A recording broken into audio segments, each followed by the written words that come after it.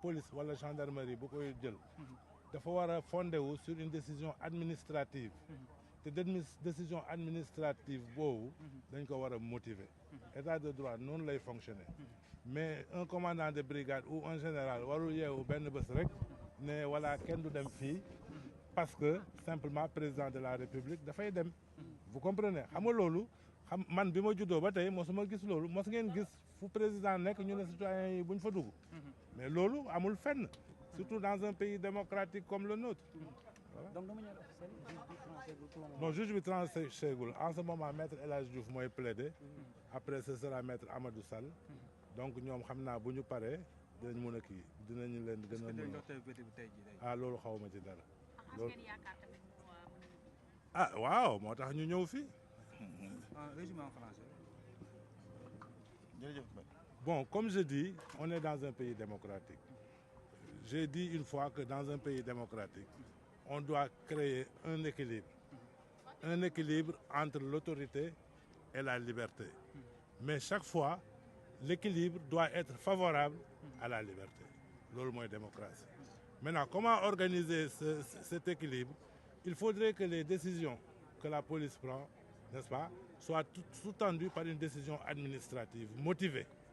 Parce que s'il y a des problèmes de sécurité quelque part, il appartient au préfet de prendre une mesure, un arrêté, et de dire que de telle date à telle date, il est interdit de fréquenter telle zone pour des raisons de sécurité.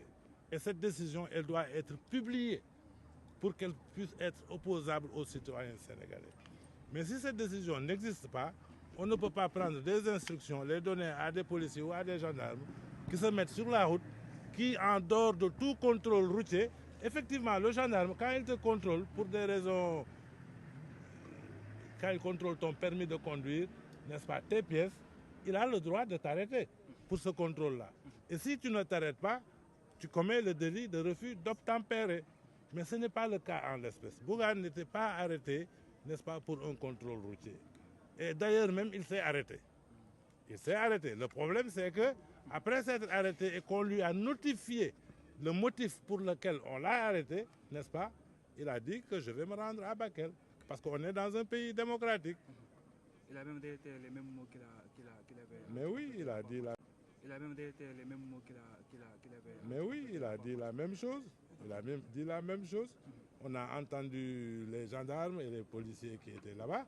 Donc, ils ont dit qu'ils ont reçu des instructions pour arrêter le convoi de Bougane. C'est ça qui est grave. Les instructions venant de qui? Des instructions venant de leur supérieur hiérarchique. On leur a demandé, mais est-ce que les autres véhicules passaient? Mais les autres véhicules passaient. Donc, si c'était une mesure qui concernait, n'est-ce pas, l'ordre public et les bonnes mœurs, on aurait dû arrêter tout le monde. Moi, on ne peut pas arrêter le véhicule de Bougane et laisser les Ndiaga Ndiaye et les autres cars rapides passer. Ça, c'est de l'injustice. Donc, vous espérez sa libération d'aujourd'hui? Mais c'est pour ça que nous sommes là. Aujourd'hui, je ne peux pas le dire parce que c'est le juge qui va décider s'il va rendre sa décision aujourd'hui ou s'il va mettre l'affaire en délibéré. Merci beaucoup. Merci Djibi.